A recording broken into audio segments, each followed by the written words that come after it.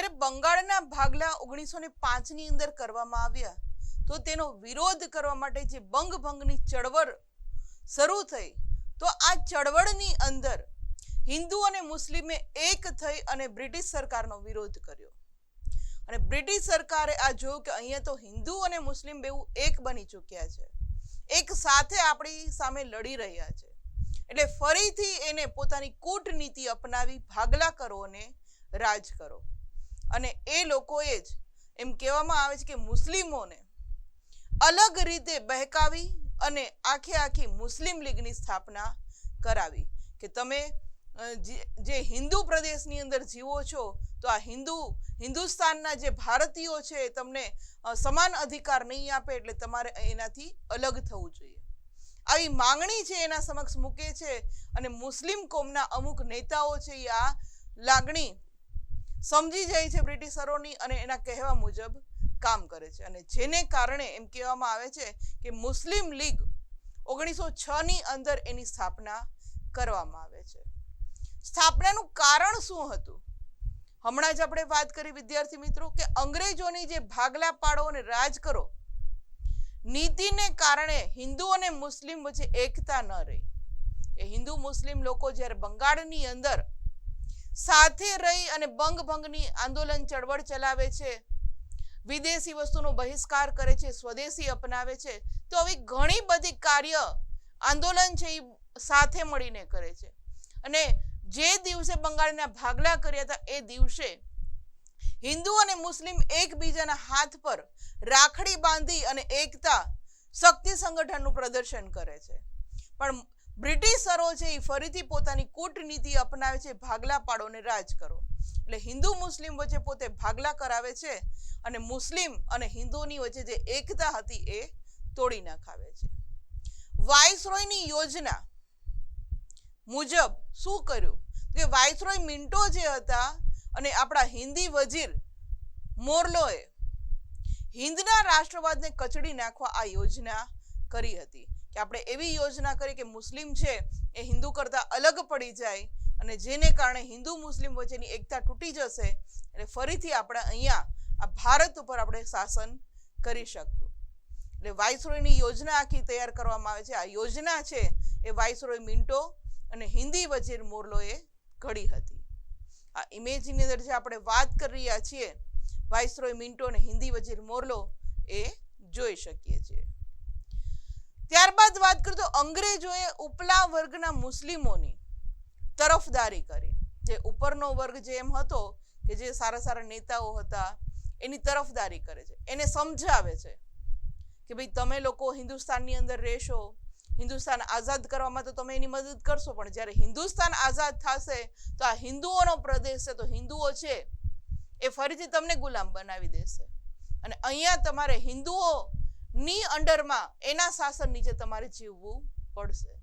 આવી કેટલી વાતો છે આ અંગ્રેજો છે એ ઉપલા વર્ગના મુસ્લિમોને સમજાવે છે, એટલે મુસ્લિમ નેતાઓને સમજાવે છે અને એમની પાસે એવું કહે છે કે તમે અલગ મતાધિકાર અને અલગ મતદાર મંડળોની માંગણી કરો.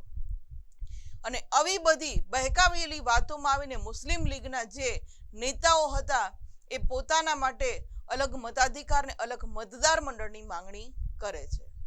અને જેમાં એમ કહેવામાં આવે છે કે મુસ્લિમો સફળ થયા, કારણ કે એ લોકોને જે જોતું હતું અલગ મતદાર અધિકાર અંગ્રેજોના કહેવા પ્રમાણે, તો અંગ્રેજોએ જે ભાગલા કરો રાજ કરોની નીતિ હતી એની અંદર અંગ્રેજો સફળ થઈ જાય છે અને ઈસવીસન 1906માં મુસ્લિમ લીગની સ્થાપના થાય છે કે મુસ્લિમો છે એ પોતાના માટે અલગ, બાકી પેલા બધા સાથે મળીને ભારતને આઝાદ કરાવવાની લડત લડતા હતા, આંદોલન કરતા હતા, ચળવળો ચલાવતા હતા, બ્રિટિશરો સામે કેટલા દેખાવો કરતા હતા.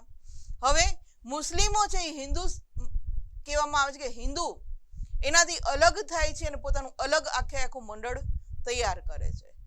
આ ઇમેજની અંદર જે હમણાં આપણે વાત કરી કે મુસ્લિમો પોતાનું અલગ મતદાર મંડળની સ્થાપના કરે છે, પોતાને અલગ આખો પ્રદેશ જોઈએ છે, એ માટેના જે મુસ્લિમો ભેગા થયા હતા એ આપણે જોઈ શકીએ છીએ. ત્યારબાદ વાત કરીએ વિદ્યાર્થી મિત્રો તો આ સંસ્થાના સ્થાપક કોણ હતા? કોણે મુસ્લિમ લીગની સ્થાપના કરી? તો કે મુસ્લિમોના ધાર્મિક વડા કે જે આગા ખાન છે આ આગા ખાને આ મુસ્લિમ સંસ્થાના સ્થાપક કહેવામાં આવે છે. અને એની સાથે હતા ઢાકાના નવાબ સલીમ ઉલ્લા ખાં, વાઇસરોય મિન્ટો, મિન્ટોના ખાનગી મંત્રી ડનલોપ સ્મિથ.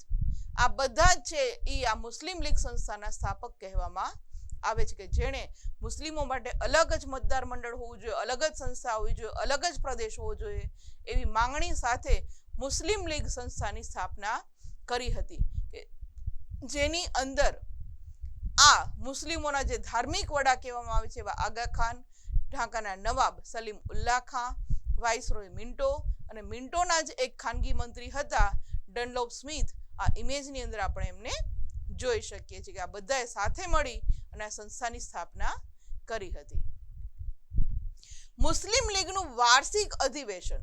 હવે આ લોકો મુસ્લિમો શું કરતા કે મુસ્લિમ લોકોનું જે વાર્ષિક અધિવેશન મળતું, જ્યારે એની મીટિંગ હોતી તો એ મીટિંગ છે એ કોંગ્રેસ લીગના વાર્ષિક અધિવેશનના દિવસે જ રાખવામાં આવતું, કે જેથી શું થાય કે મુસ્લિમ લોકો છે એ ભાગ પડી જતા ઓટોમેટિક, કે કોંગ્રેસ આપણું હિન્દુની જે સંસ્થા હતી એની અંદર પોતે ભાગ ન લઈ શકે, એ માટે એ જ દિવસે મુસ્લિમ લીગનું વાર્ષિક અધિવેશન રાખતા, એટલે ઓટોમેટિક બે ભાગ પડી જતા. કોંગ્રેસની અંદર હિન્દુ સભ્ય જતા અને મુસ્લિમની અંદર મુસ્લિમ સભ્યો જતા. જે લોકોને પોતાના આ રીતે ધાર્મિક એમ કહેવામાં આવે છે કે અલગ નહોતું થવું, એ લોકો પણ ધરારથી એ મુસ્લિમ લીગની સંસ્થામાં એ લોકોને જવું પડતું હતું.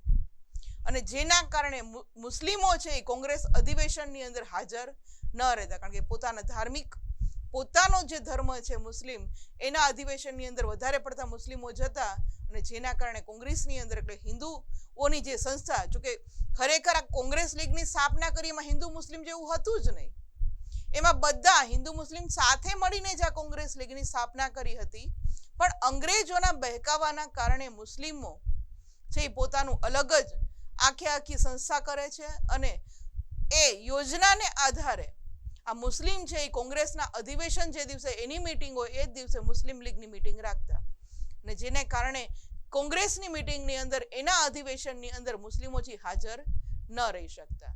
અને મિન્ટોએ જ મુસ્લિમ સહયોગી બનાવવાની નીતિને શરૂઆત કરી હતી. મોર્લે મિન્ટો જે આપણે કહીએ છીએ, આ મોર્લે મિન્ટોએ જ આ મુસ્લિમને બહેકાવી એને સહયોગ આપીને અલગ પોતાની લીગની જે કહેવામાં આવે છે આ નીતિની શરૂઆત કરનાર જો કોઈ હોય તો એ હતા મોર્લે મિન્ટો. જેના કારણે લેખકો છે એ મિન્ટોને મુસ્લિમ કોમવાદના પિતા કહે છે, કારણ કે મુસ્લિમ કોમવાદની શરૂઆત કરનાર હોય તો આ મિન્ટો હતા. આપણે મોસ્ટલી બધા એવું કહે છે કે મોહમ્મદ અલી ઝિન્હા એ છે એ પાકિસ્તાનની અલગ માંગણી કરે છે, એની હઠ હતી, પણ ના વિદ્યાર્થી મિત્રો, આની શરૂઆત કરનાર હોય તો એ હતા મિન્ટો. એટલે ઘણા લેખકો એવું કહે છે કે મુસ્લિમ કોમવાદની જેને શરૂઆત કરી છે, એટલે મુસ્લિમ કોમવાદના પિતા આપણે કહીએ તો એ છે મિન્ટો. આ ઇમેજની અંદર આ મિન્ટોએ જે આખા હિન્દુ મુસ્લિમના ભાગ પડાવી દીધા હતા એ આપણે જોઈ શકીએ છીએ. ઇતિહાસકારોના મતે ઇતિહાસકારો એવું કહે છે કે પાકિસ્તાનના સાચા સર્જક મોહમ્મદ અલી ઝીણા કે રહીમતુલ્લા નથી, પણ મિન્ટો જ છે. કારણ કે મિન્ટોએ આ શરૂઆત કરી હતી 1906 ની અંદર, કે મુસ્લિમ લોગના જે કાંઈ નેતાઓ હતા એને બહેકાવે છે, અને ત્યારથી શરૂઆત થાય છે કે મોહમ્મદ અલી ઝીણા છે એ આખું પોતાનું મુસ્લિમ દેશની માંગ કરે છે કે જ્યારે ભારત આઝાદ થાય છે. વિદ્યાર્થી મિત્રો, મુસ્લિમ લીગની જે સ્થાપના અલગ કરવામાં આવી તો ઇતિહાસકારોના મતે એવું કહેવામાં આવે છે કે પાકિસ્તાનના જે સાચા સર્જક, આપણે એવું કહીએ છીએ કે પાકિસ્તાન જે અલગ દેશ ભારતમાંથી ભારતના જે ભાગલા થયા, તો આ ભાગલા કરનાર છે એ મોહમ્મદ અલી ઝીણા કે રહીમતુલ્લા નથી, પરંતુ આ જે પાકિસ્તાનના ભાગલા કરાવનાર મેઇન અંગ્રેજ અધિકારી હતા એ હતા મોર્લે મિન્ટો.